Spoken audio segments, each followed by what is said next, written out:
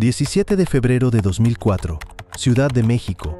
Un expresidente de la República se está muriendo, no en un mitin, no en un hospital rodeado de honores, no frente a las cámaras que durante años registraron cada uno de sus gestos. Se está muriendo dentro del silencio, dentro de una mansión convertida en fortaleza, dentro de una casa donde, según testimonios que estallarían después, el hombre que alguna vez gobernó a todo un país ya no mandaba sobre nada, ni sobre su cuerpo, ni sobre su tiempo, ni sobre quién podía verlo, ni sobre la mujer que dormía a su lado. Esta no es la historia de cómo Sasha Montenegro enamoró a José López Portillo. Esa es la versión fácil, la versión que el escándalo convirtió en entretenimiento y que el tiempo convirtió en mito. Esta es otra historia. Esta es la historia de cómo una actriz nacida entre ruinas de guerra, criada bajo el instinto brutal de la supervivencia, terminó entrando al corazón del poder mexicano y quedándose con algo mucho más oscuro que un romance.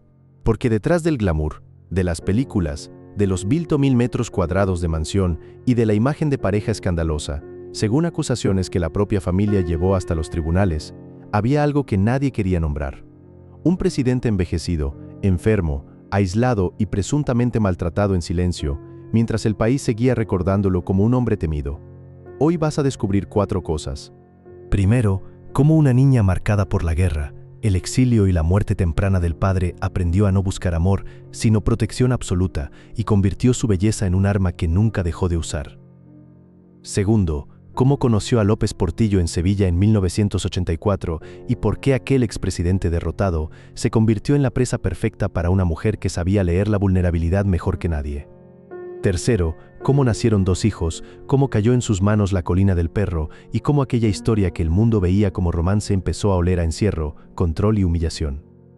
Y cuarto, las acusaciones más brutales, los moretones, el aislamiento, la batalla legal y la carta con la que ella logró voltearle el juego a toda una familia y quedarse, incluso después de la muerte, como la viuda legal del hombre que, según los suyos, vivía un infierno detrás de las puertas cerradas. Pero antes de llegar ahí, necesitas saber de dónde vino Sasha Montenegro, porque el origen de todo esto no empezó en México, empezó mucho antes, en un continente todavía en llamas, Bari, Italia, 20 de enero de 1946. Europa todavía era un continente herido, las ruinas seguían en pie, el miedo seguía vivo, y en medio de ese paisaje nace una niña con un nombre demasiado largo para el mundo del espectáculo y demasiado pesado para una vida tranquila. Alexandra Achimovich Popovich. Guarda ese nombre, Alexandra.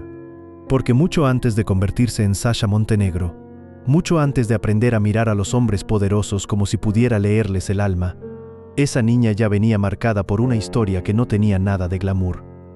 Su padre, Sibojin Achimovich. Su madre, Silvia Popovich. Una familia de origen yugoslavo con raíces de nobleza en Montenegro. Sí, nobleza. Pero una nobleza destrozada por la guerra, por el exilio, por la persecución, por la certeza de que el apellido no protege cuando la historia decide aplastarte. Una parte de su familia fue barrida por la barbarie nazi. No estamos hablando de pobreza común. Estamos hablando de una memoria familiar atravesada por la exterminación, por la huida, por la sensación de que el mundo puede volverse un matadero de un día para otro. Y cuando una niña nace en una casa donde los adultos ya aprendieron a desconfiar de todo, esa niña no crece soñando, crece calculando. Apenas tenía 20 días de nacida cuando su familia volvió a moverse. Italia ya no era refugio. Vino Alemania, después el océano, después Argentina, Mendoza, más tarde Buenos Aires. Así empezó la vida de Alexandra, no con estabilidad, no con ternura, no con una raíz. Empezó huyendo, y luego vino otra pérdida. Su padre murió cuando ella todavía era pequeña. Otra vez el suelo desaparecía. Otra vez el mundo le enseñaba la misma lección. Nadie llega para salvarte. Nadie te garantiza nada. El amor puede irse. La casa puede desaparecer. La patria puede romperse. El hombre que protege también puede faltar. Y cuando una niña aprende eso demasiado pronto, su corazón no se vuelve romántico. Se vuelve frío. Piensa en eso, porque aquí está la clave de todo lo que vino después. Sasha Montenegro no fue una mujer que buscara amor como en las películas. Fue una mujer que, según el perfil que dejan sus propios años, buscó algo mucho más peligroso.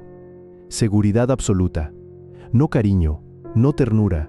Seguridad, poder, protección contra un mundo que para ella siempre había sido hostil. Con el tiempo, Alexandra entendió algo más. Para sobrevivir, no bastaba con resistir. Había que transformarse, había que dejar morir a una persona para que naciera otra. Por eso, cuando años después salió de Argentina, pasó por Estados Unidos y terminó en México hacia finales de los años 60, no llegó solo una migrante más. Llegó una mujer lista para reinventarse por completo. Así murió Alexandra. Así nació Sasha Montenegro. El nombre sonaba a misterio, a lujo, a Europa, a mujer imposible de olvidar. Exactamente lo que necesitaba una industria que vivía de fabricar fantasías. México la recibió con brazos abiertos, no por compasión. La recibió porque tenía lo que ese país consumía con avidez: belleza, presencia, frialdad elegante. Un rostro capaz de detener conversaciones, un cuerpo que la cámara entendía de inmediato. Pero aquí viene lo más inquietante. Mientras el público veía una futura estrella, dentro de ella seguía creciendo otra cosa, una lógica de supervivencia, un instinto casi animal para detectar dónde estaba el verdadero poder.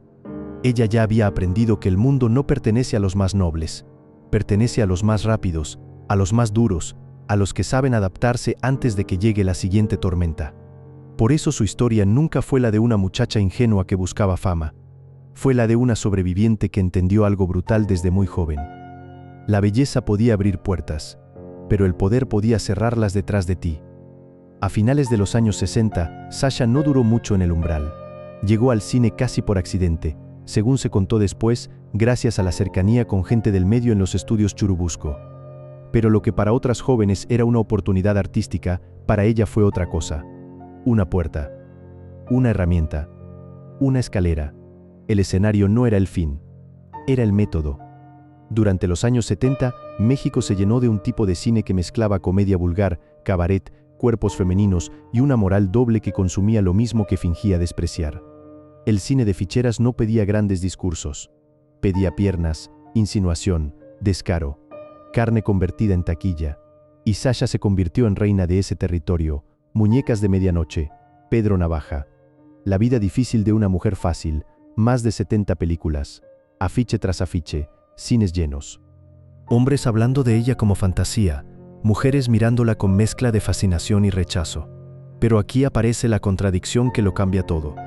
Mientras el país la consumía como símbolo sexual, dentro de Sasha seguía viviendo una mujer que, según los retratos de quienes la conocieron, se sentía superior a ese mundo que la había hecho famosa. La industria le daba dinero, visibilidad, acceso, pero también le exigía humillación. Le exigía convertir su cuerpo en mercancía, y una mujer marcada por el instinto de supervivencia no olvida esas cosas. Las archiva, las usa, aprende de ellas.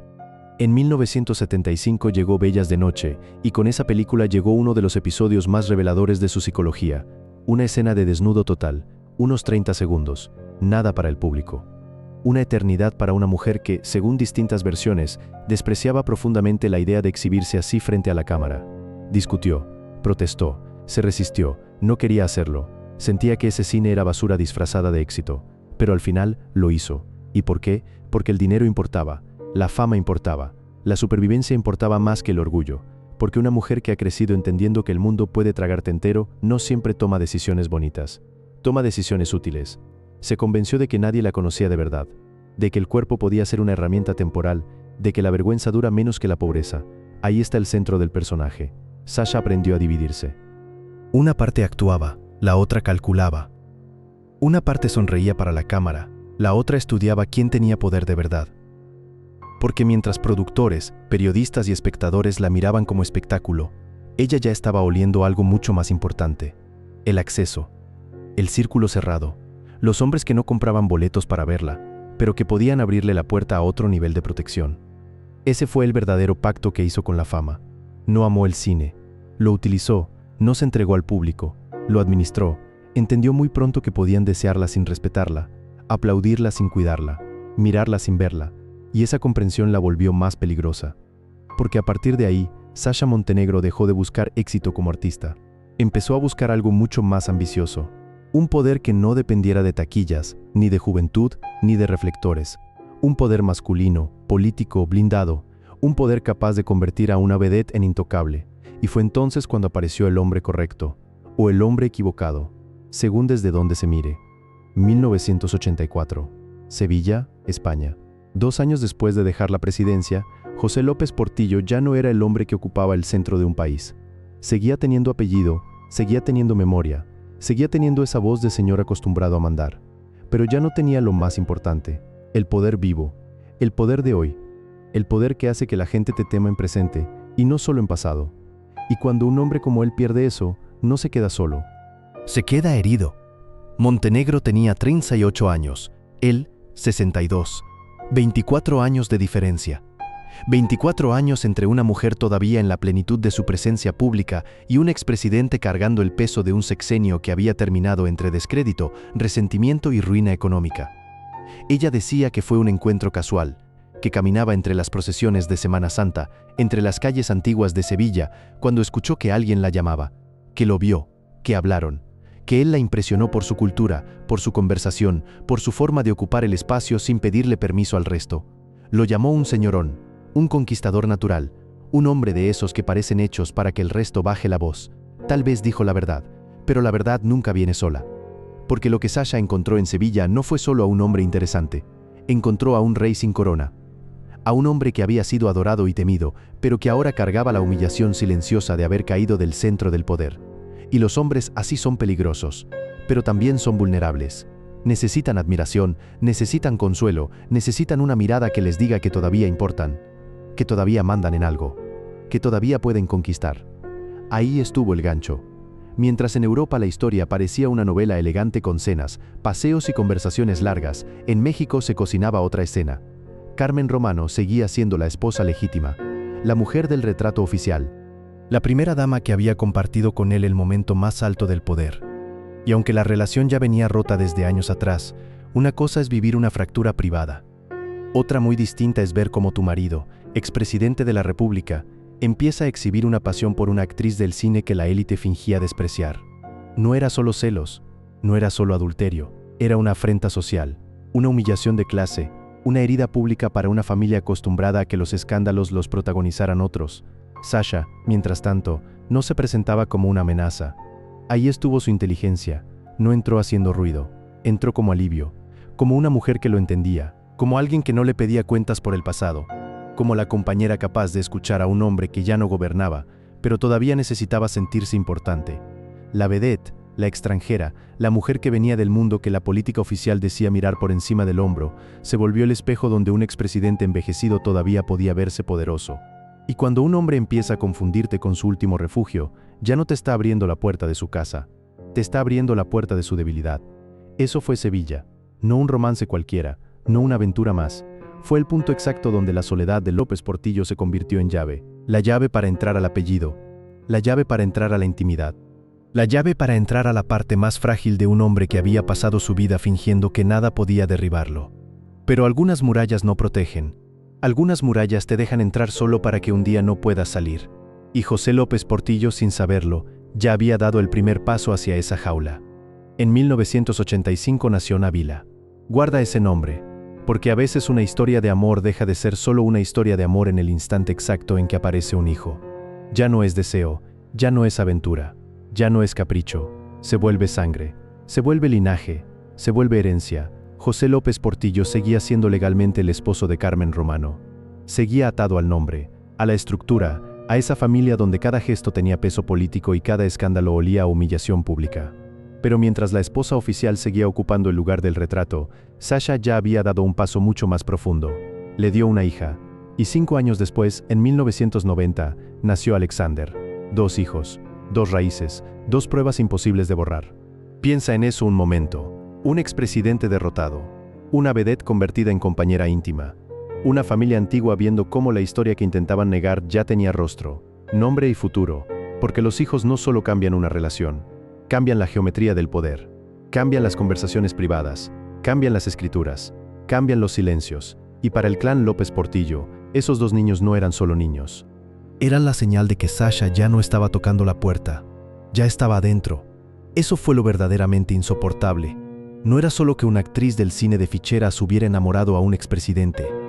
Era que la extranjera, la mujer que muchos consideraban impropia para ese apellido, ahora tenía descendencia con él, porque el deseo se puede negar, la sangre no. En 1991 llegó el divorcio con Carmen Romano, y en 1995 la boda civil. Ahí terminó la vergüenza clandestina y empezó la ocupación formal, Ese mismo año, la historia dejó de girar alrededor del romance y comenzó a girar alrededor del territorio, del patrimonio, del símbolo máximo del poder privado de López Portillo, la Colina del Perro, bosques de las lomas, más de 120.000 metros cuadrados, cerca de 12 hectáreas. 4 residencias, alberca, gimnasio, caballerizas, observatorio, cuarto de armas, subestación eléctrica propia y una biblioteca de alrededor de 30.000 libros que no parecía biblioteca. Parecía la versión monumental del ego de un hombre que había querido ser recordado como culto, brillante, distinto. Era más que una casa, era un reino construido en un país lleno de pobreza, separado del mundo real, un territorio donde el expresidente podía fingir que todavía no había caído del todo. Y fue ahí donde Sasha consolidó la parte más fría de su avance. Según los testimonios y versiones que después circularon, López Portillo firmó la donación de una parte de esa fortaleza para Sasha y sus hijos. No estamos hablando de un regalo menor. Estamos hablando del corazón material de una dinastía. Piensa en la escena. Un hombre envejeciendo. Una mujer que llevaba años acercándose, hijo por hijo, papel por papel, espacio por espacio, y de pronto la vedette convertida en esposa ya no solo compartía la cama del expresidente. Compartía el núcleo de su patrimonio. Había pasado de ser fantasía pública a propietaria privada del símbolo más obsceno de su poder. Eso fue la verdadera conquista. Los hijos funcionaban como raíces, el matrimonio como blindaje y la casa como trofeo.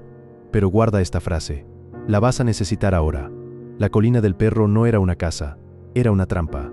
Porque cuando una mujer entra en una familia poderosa a través del deseo, todavía puede haber margen para el perdón. Pero cuando entra con hijos, papeles, herencia y territorio, lo que viene después ya no es rechazo, es guerra. Y la guerra apenas estaba empezando. 1999. Guarda ese año. Porque ese fue el momento en que todo dejó de ser un escándalo de alcoba o una guerra de herencias. En 1999, el cuerpo de José López Portillo se rompió. Un infarto cerebral lo derribó, le arrebató movilidad, claridad, reflejos, autonomía. El hombre que alguna vez habló como dueño de un país entero empezó a depender de otros para levantarse, para caminar, para recordar, para resistir. Y cuando el poder abandona el cuerpo, lo que queda al descubierto no es la gloria, es la fragilidad. Piensa en eso un momento. Durante años, México había visto a López Portillo como símbolo de exceso, de soberbia, de ruina económica, de frases grandilocuentes. Pero detrás de las puertas de la Colina del Perro ya no estaba el presidente de antes, ya no estaba el señorón de Sevilla. Estaba un anciano enfermo, un hombre vulnerable, un hombre atrapado dentro de una casa demasiado grande para esconder tanto miedo. Y aquí es donde aparece lo más oscuro de toda esta historia. Porque según los testimonios, las versiones familiares y los señalamientos que después llegarían a los tribunales, la Colina del Perro dejó de ser mansión y se convirtió en otra cosa, en una jaula. En una zona de control donde el enfermo ya no decidía quién entraba, quién salía, quién lo veía, quién lo tocaba, quién le hablaba. La primera en entender que algo no encajaba fue Margarita López Portillo, la hermana, la mujer que nunca confió en Sasha, que la veía no solo como una intrusa, sino como una amenaza para todo el apellido.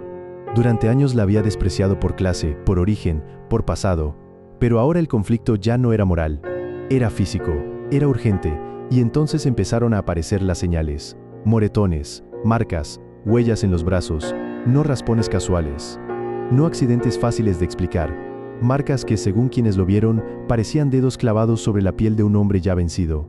Y cuando un anciano debilitado empieza a mostrar señales así, dentro de una casa custodiada, el silencio deja de parecer discreción. Empieza a parecer encubrimiento. Empezaron también las historias sobre habitaciones cerradas, espacios fríos, visitas bloqueadas, aislamiento progresivo. Todo envuelto en la niebla de las versiones cruzadas, sí, pero siempre apuntando al mismo centro. El hombre más poderoso de ayer estaba viviendo sus últimos años como un rehén emocional dentro de su propia fortaleza, y ahí está el secreto más brutal de toda esta historia. No el romance, no la diferencia de edad, no la vedette convertida en esposa. El verdadero secreto era este, que un expresidente de México, un hombre que había gobernado a millones, presuntamente terminó sus días humillado, aislado y sometido dentro de la casa que debía protegerlo. La psicología de la humillación dice algo feroz. Cuando una persona dominante pierde utilidad y se convierte en carga, quienes construyeron su poder alrededor de ella pueden dejar de verla como ser humano y empezar a verla como problema. Si eso fue lo que ocurrió aquí, entonces López Portillo dejó de ser marido, dejó de ser figura, Dejó de ser símbolo, se convirtió en estorbo. Por eso duele tanto esta parte. Porque ya no estamos viendo una pelea entre adultos ambiciosos.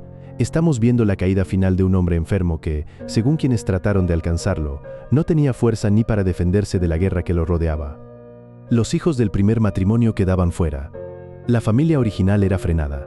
Y dentro de la mansión, el tiempo se espesaba como si cada día tuviera el olor de algo que ya no tenía remedio.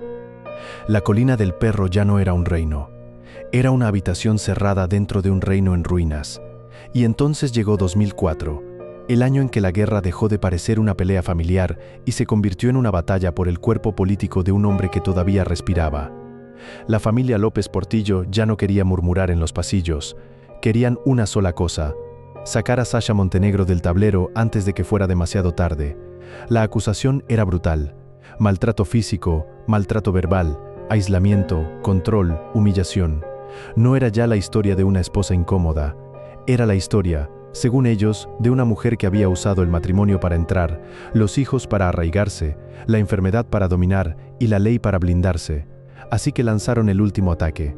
El divorcio, piensa en eso un momento.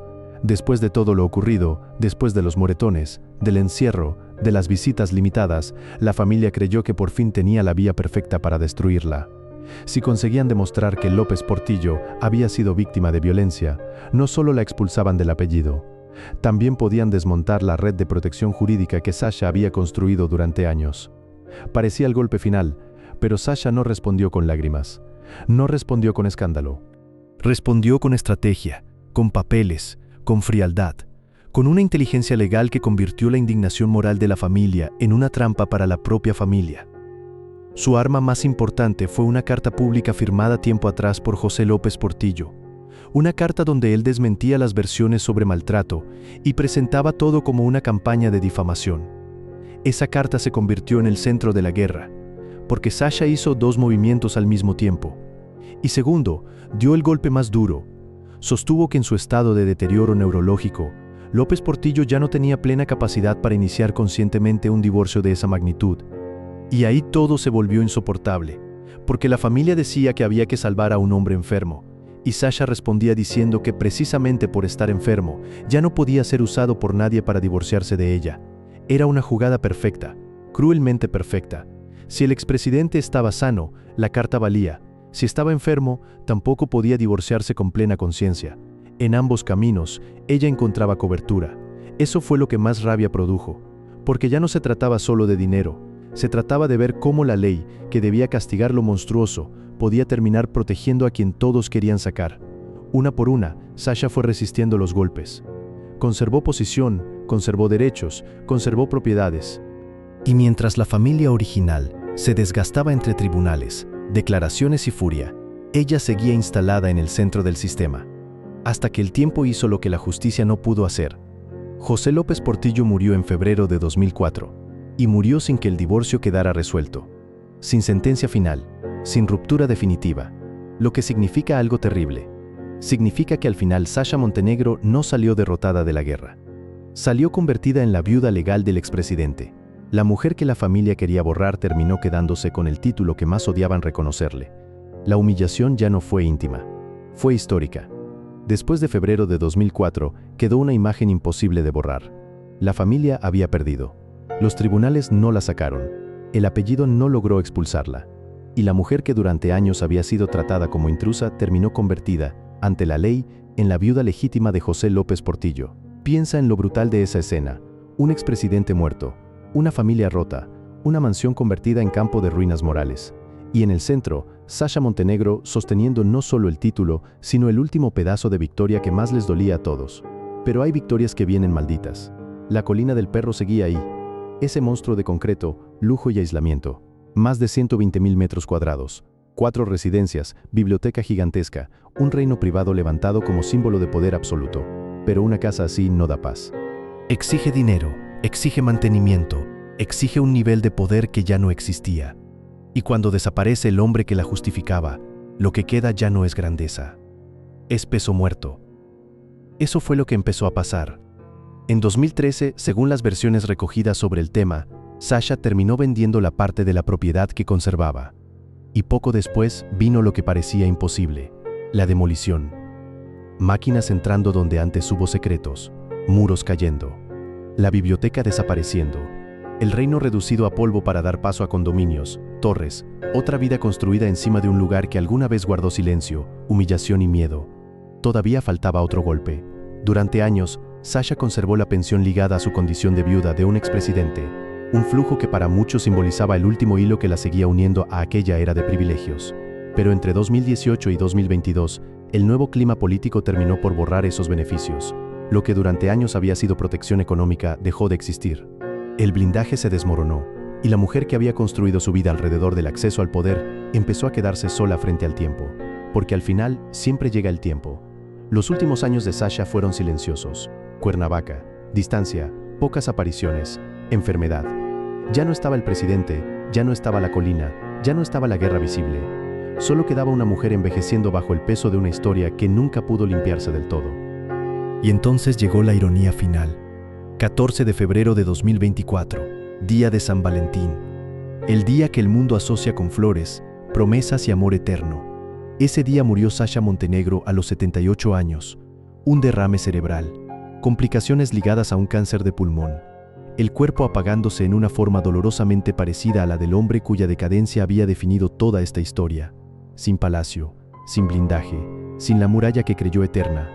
Puede que haya ganado en los tribunales, pero la historia le cobró por otro lado, porque al final no se llevó la casa, no se llevó el apellido, no se llevó el poder, solo dejó detrás una familia devastada, un país lleno de preguntas sin respuesta y una lección que todavía sigue oliendo a tragedia. A veces el secreto más oscuro no destruye en el momento, se cobra todo al final.